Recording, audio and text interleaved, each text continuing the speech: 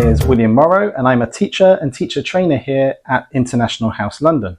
This is just a short video to say hello and how happy we are to be working with you to create this new series of short videos on current trends. Within this series, we'll be looking at a range of topics. We'll be looking at language and skills, we'll be looking at different approaches, and we'll also be looking at different techniques and materials. Within the language and skills topic, we'll be looking at pronunciation techniques for large classes. We'll be looking at making reading more fun and interactive, how to evaluate a student's speaking, and using critical thinking in the classroom.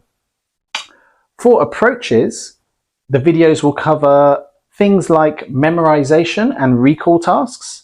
We'll be looking at using situational presentations, and we'll also be looking at using dialogues and grammar in tasks. And then finally, with the techniques and materials, we'll be looking at gamification, we'll be looking at using and exploiting dialogues, and we'll also be looking at correction techniques that you can use in your classroom. Okay, so thank you again. We really hope you enjoy the videos. Hi, my name is Steve and I'm a teacher and teacher trainer here at International House London. And welcome to this series of teacher development videos.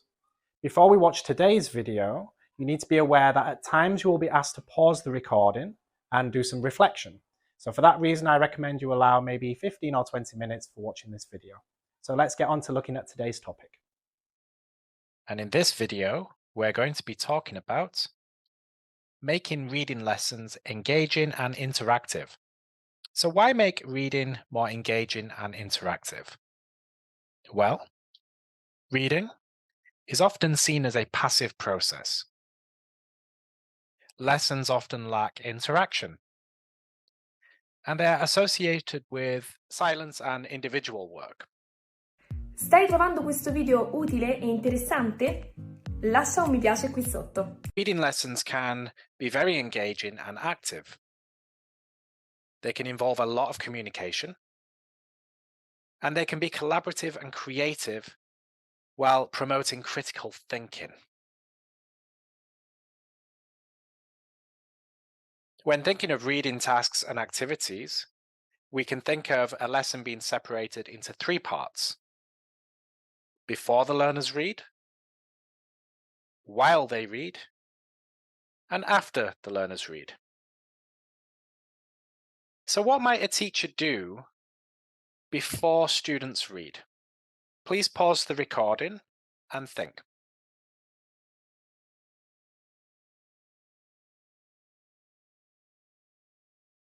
One suggestion might be to encourage some prediction. For example, looking at key words from the text.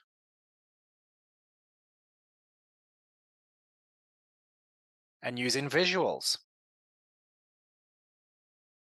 Using titles and subheadings. And eliciting ideas and language from the learners. So we never just say, read this, we try to give an incentive to read. Please pause the recording and let's try this. Look at the vocabulary, look at the title, look at the pictures. What do you suspect the text is about?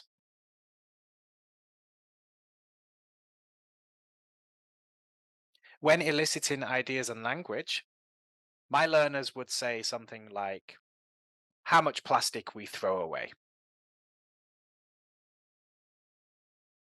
Or how much plastic waste is in the ocean.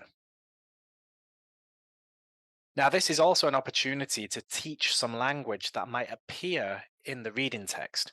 For example, if a learner says the amount of plastic waste in the ocean, I know that the text contains the word debris.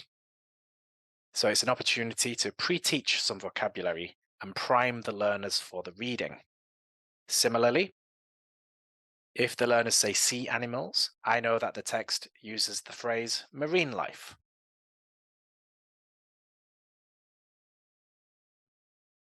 Learners can also discuss or debate the topic before reading.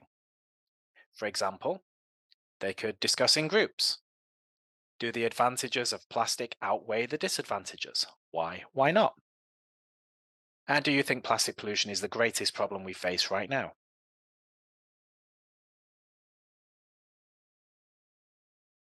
Learners can also set goals for reading. So here we have the title and a subheading: How microplastics in the ocean pose a threat to biodiversity and human population growth. So learners can make notes or discuss what they already know about this topic, but also what they want to find out. So learners might know that plastic doesn't biodegrade and there's a large collection of plastic waste in the ocean. And maybe they think plastic is now found in our food. There are clues based on these visuals and the language from the text. But they might want to know what these numbers refer to. And they might want to know more specifically, how does plastic affect human population growth? Stai trovando questo video utile e interessante? Lascia un mi piace qui sotto. So what can learners do before they read? We can help to build engagement and curiosity through prediction tasks and discussion tasks.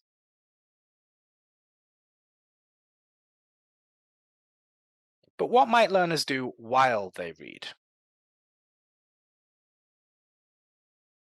Here is half of the text. And again, I would like you to pause the recording. And this time I want you to check your predictions that you made before, but also think, what could the learners do while they read?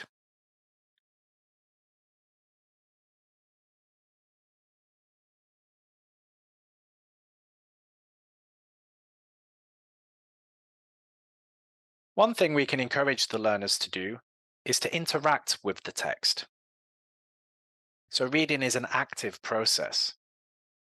Learners can record interactions while reading, and they can share their interactions in small groups. For example, they can have a key where they mark a symbol to record how they feel or what their reaction is with some information in the text. If we look at this paragraph, a learner might be surprised that there is a swirling mass of plastic fragments in the North Pacific Ocean that covers an area 3 times the size of France. Or a learner might want to know more about the effects that the plastic has on sea creatures. For example, I wonder which sea creatures are most affected. Another suggestion is that learners can respond to the text. How do they feel about the text? They can complete sentence stems. So this part of the text is important. This part of the text doesn't seem important. And this part of the text makes me feel a particular way. And here are some examples.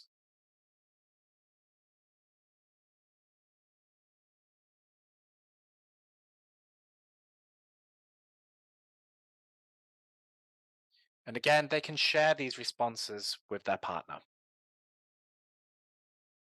Learners can also stop and summarize as they read. This can be very useful when the text is quite long. Learners can read one paragraph at a time and stop and summarize with a partner.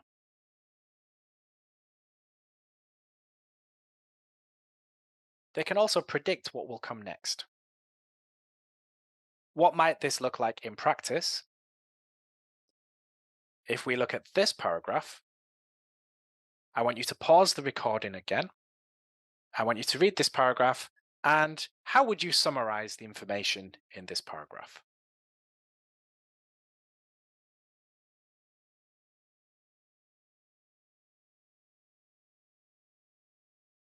So one learner might say that this paragraph is about how plastics are now found in the human body, and maybe their partner will agree or contribute. Yes, it also suggests that it's actually becoming quite normal.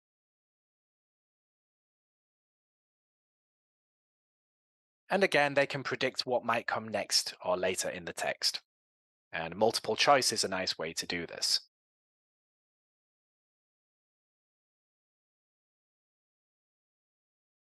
So what can the learners do while they read? We can encourage them to interact both with the text and with each other.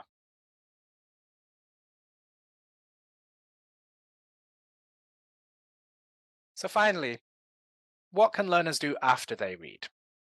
I want you to pause the recording here and just think, what would make nice activities to do after reading this text? Stai trovando questo video utile e interessante? Lascia un mi piace qui sotto. Here are some suggestions.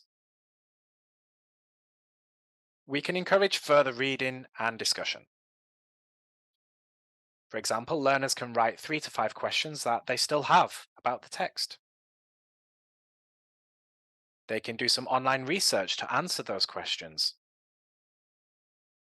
For example, a learner might want to know how this Great Pacific Garbage Patch was discovered. Or they might want to know more about what it consists of. And again, learners can report their findings to the rest of the class. Learners can also participate in role plays and debates based on the themes of the text. So the teacher can give role cards. For instance, student A might be a scientist. Student B might own a plastic manufacturing business.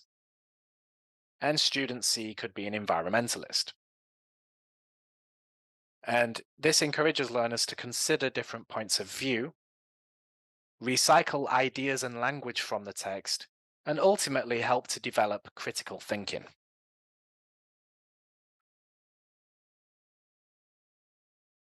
Finally, learners can get creative.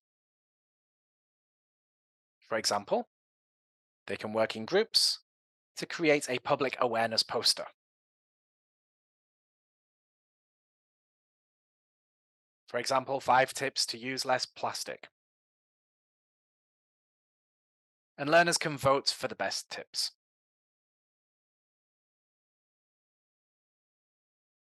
So what can learners do after they read? We can allow for some creativity and further discussion.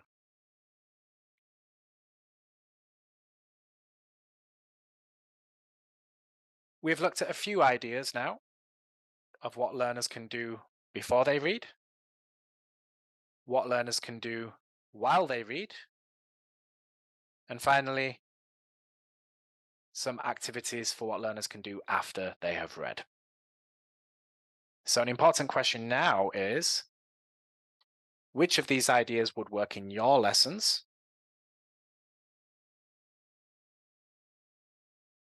And if you want to find out some more about developing learners' reading skills, many of these ideas and many more can be found in this book by Peter Watkins.